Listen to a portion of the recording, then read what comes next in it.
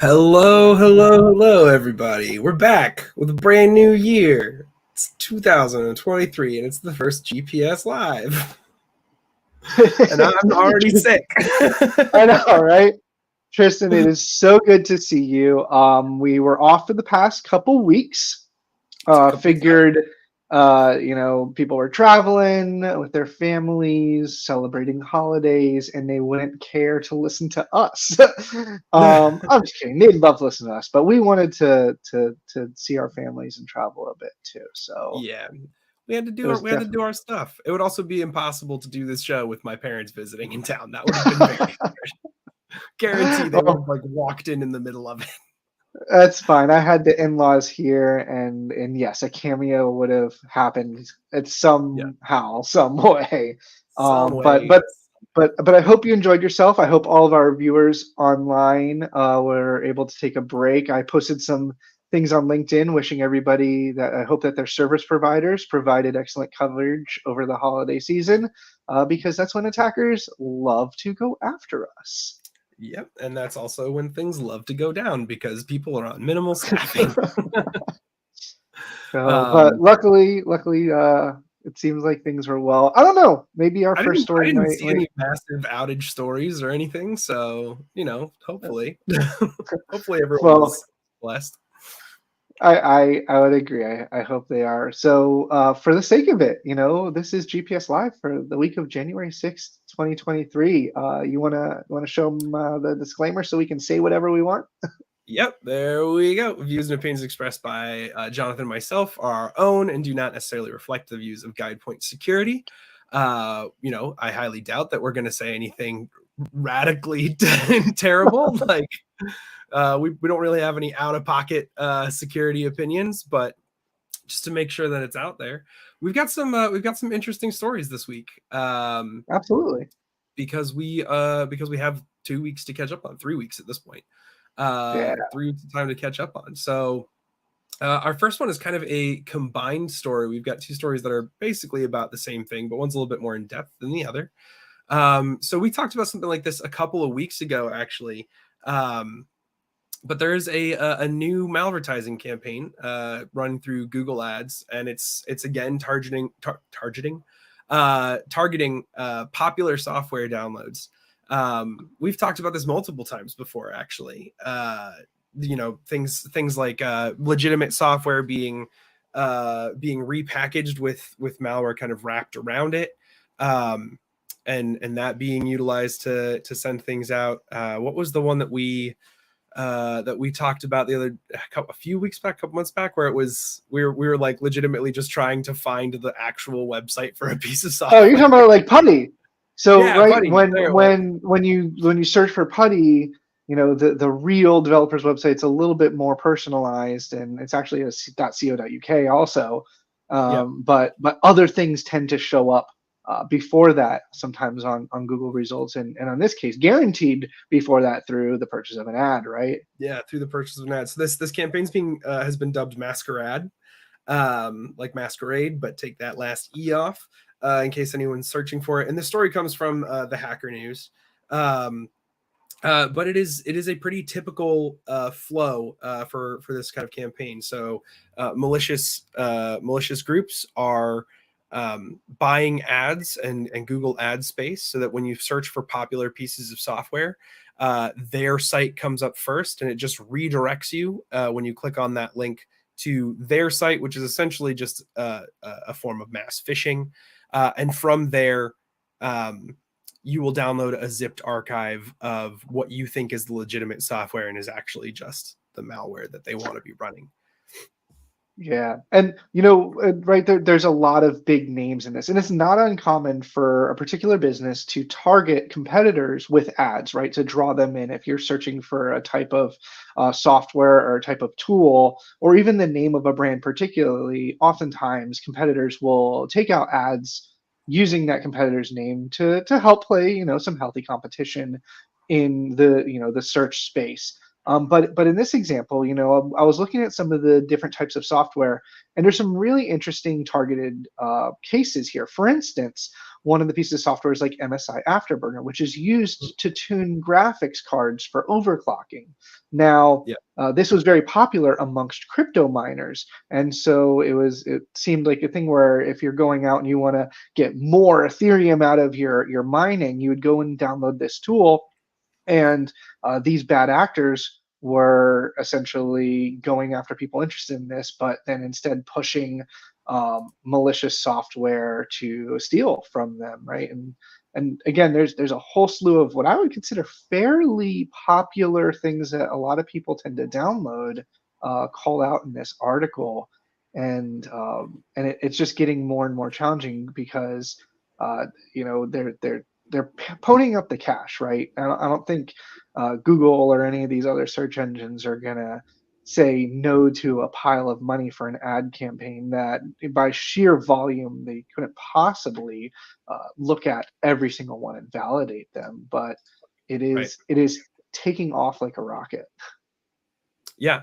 And the group that um, dubbed this to be Masquerade, Guardio Labs is the company Mhm. that was doing this.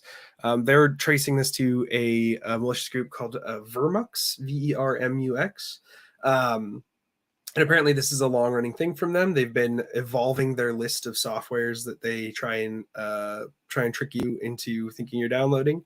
So they're kind of staying on top of what people might be looking for. But there's a long list of things that everyday people would be searching for. But more importantly, this includes pieces of software that people at your business might be searching for, your organization might be Yeah. searching for. So you've got stuff like Grammarly is in there. I Hmm. mean, Grammarly is just, for the most part, there is a desktop app, but for the most part, people probably run that as a plugin inside their browser. Hmm. But it does have a desktop app, and people at work are going to be looking for Grammarly and trying to download that. There's also Slack and Zoom, Hmm. Visual Studio, right? These are all things that are work-based utilities. So they're clearly not just targeting the typical at-home consumer person, right? Um, they're also looking to potentially get into businesses and organizations with this. And what a payday that would be for them if they could, right? You get into an organization, you're bound to be able to find a overpowered machine somewhere there if your goal is to install a crypto miner. Yeah. So it's pretty interesting to see, and it's following in track with some other campaigns that have been seen. Like Microsoft disclosed last month Mhm. that a similar malvertising campaign was being used to and leveraged to deliver bat loader, which would then drop Royal ransomware, Yeah. which is actually a name I'm well familiar with now because I've been working with our research team on the ransomware reports. But Nice. Well, not in the nice, but yeah, right.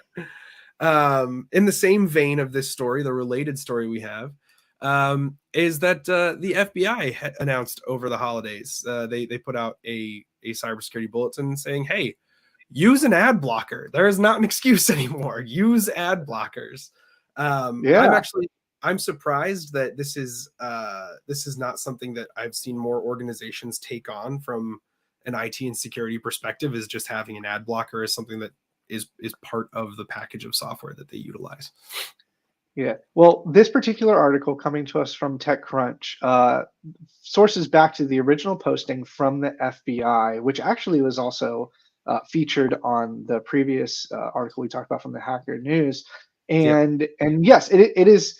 It may seem like an unlikely, source to call out utilizing something like an ad blocker, right? There's a lot of controversy on using that kind of technology and how it affects certain experiences online, but this message is pretty plain and clear, and it's because the FBI is coming out and they're saying, listen, cyber criminals are buying ads to impersonate legitimate brands. They are impersonating cryptocurrency related things. They're impersonating software. They're impersonating products and companies that you and I and our viewers online use every single day. Yep. And this can be between the malicious ads we're finding on search engines, or related to that previous article, right? Malicious software disguised as genuine apps, and other kinds of things, right? Whether they're browser plugins or extensions, all with the intention of stealing passwords to deploying encryption and ransomware on the victims. And so it seems to be a very clear cut message. And they want to remind everybody that whether you're using stuff like Chrome or Firefox or even Edge and Opera, that there are extensions available that you can Mm-hmm. use to help block some of these ads. And albeit the debate around the ads themselves and issues around that, that's one thing. But this is very much focused on trying to just blanket the whole idea as there are bad actors in this space, and there are ways that you can help minimize that risk a little bit. Yeah. Yeah. The ad blocking is something that I run myself across my entire network by using Mhm. a Pi hole for all my personal devices. Obviously not for my work device. Because that would then break things that I do need to use for work. But yeah, it's something that I've been running for a long time, and it's actually really shocking, even for someone working within the security space.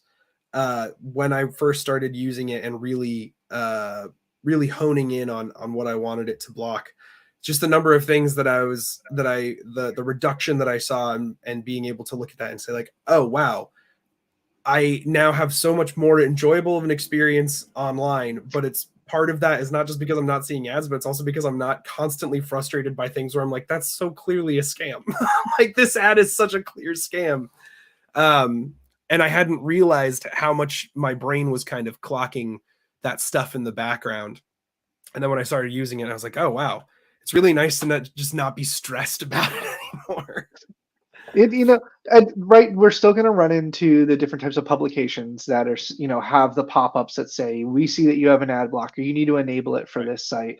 And you're still going to run into those scenarios. This is definitely targeting those few and far between, but still real threats at a broader scale. And don't forget some of the smaller folks out there that do look to their ad revenue to keep their website online and pay for hosting and domain registration. So there still is a place for this kinds of stuff.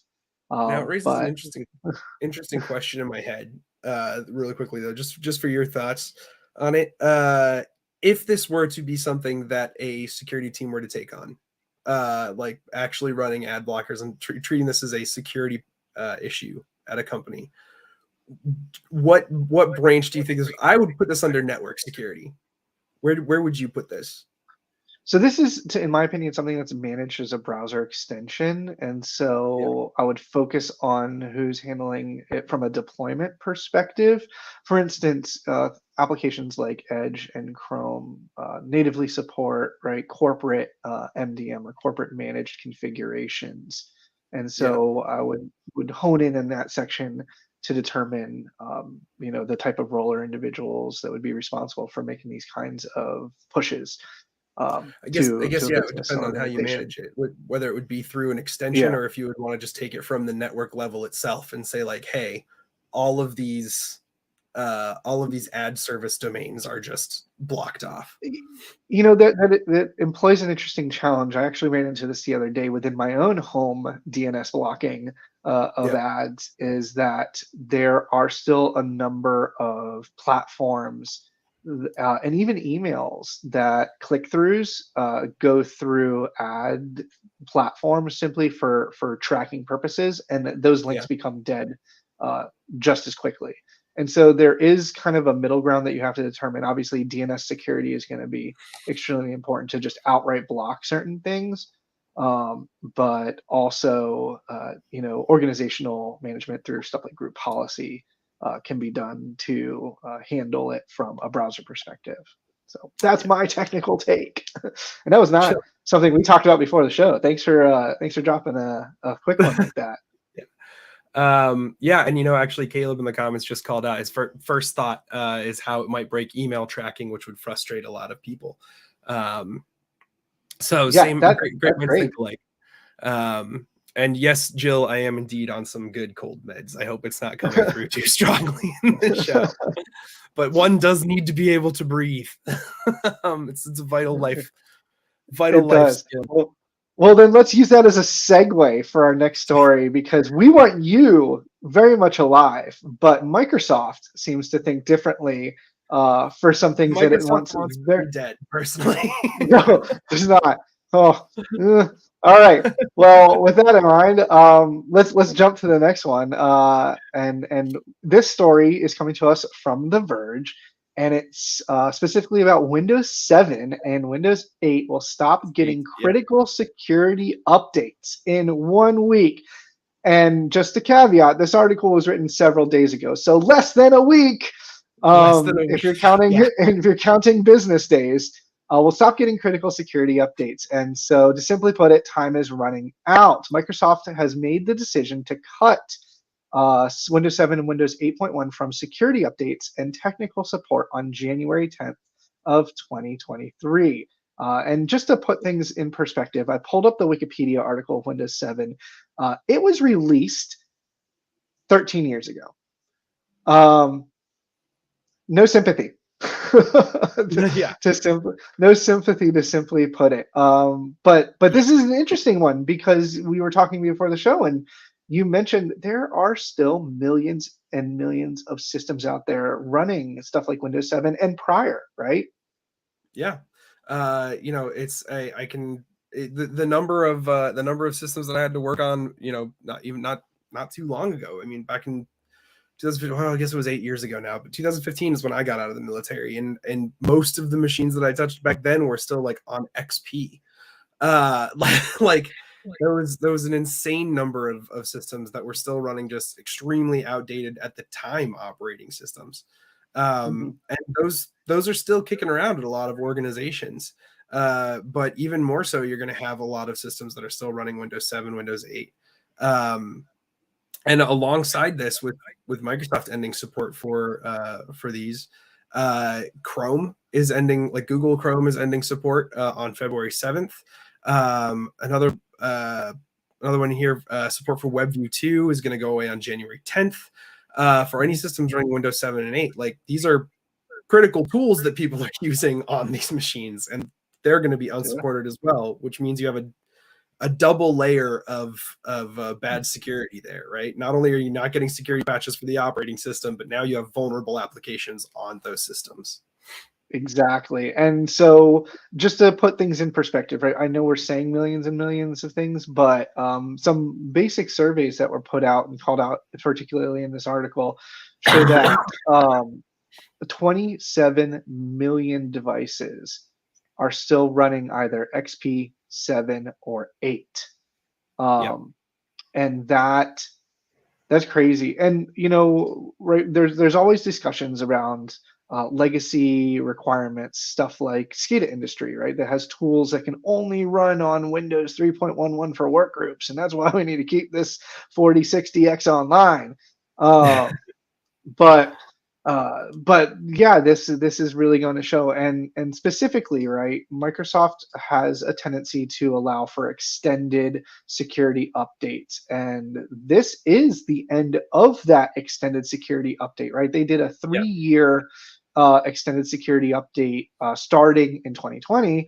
And so we're at the end of that. The mainstream, right, according to Microsoft, was back in 2015. So we're Yeah. really looking at, hey, we told you about this 3 years ago.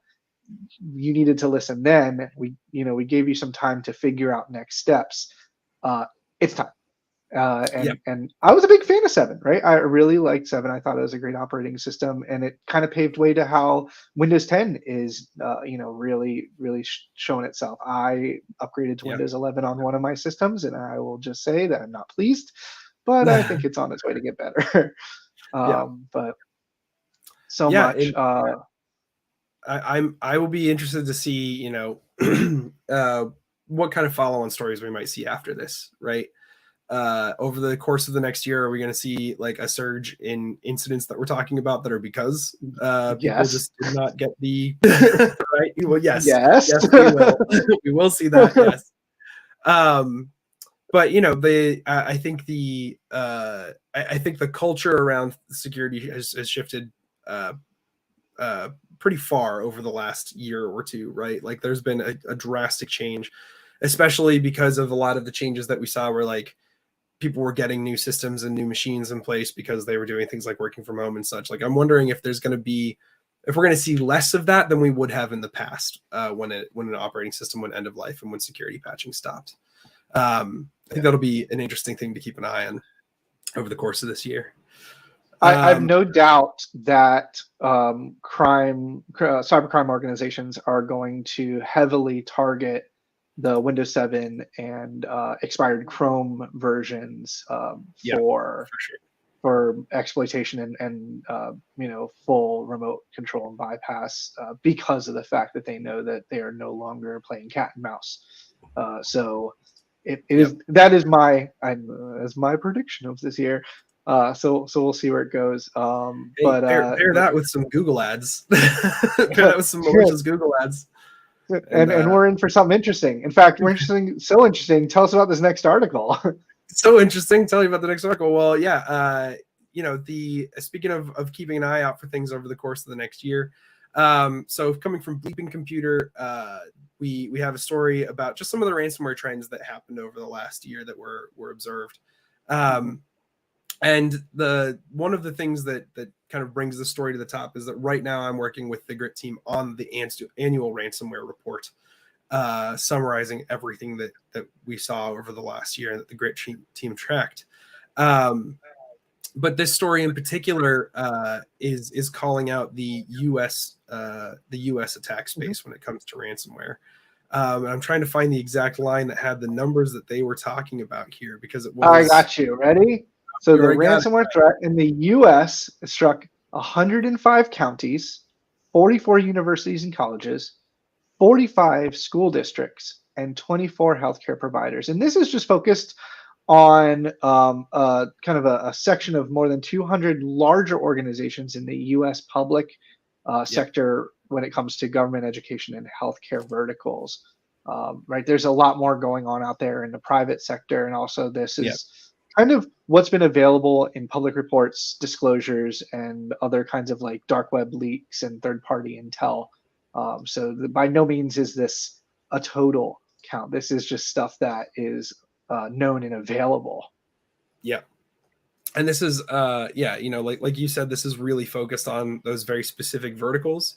Speaking from the experience I have working with the Grit team, I know that like manufacturing, technology, telecom, like those are some of the largest verticals that are hit and most frequently hit, and those aren't even really being accounted for within this reporting itself. And it's also going to be really important to note that as you look at all of these different reports, I think people are kind of smart enough and intelligent enough to know this, but it bears mentioning that every report that you read on this is going to be doing their sourcing from different places and doing their own tracking.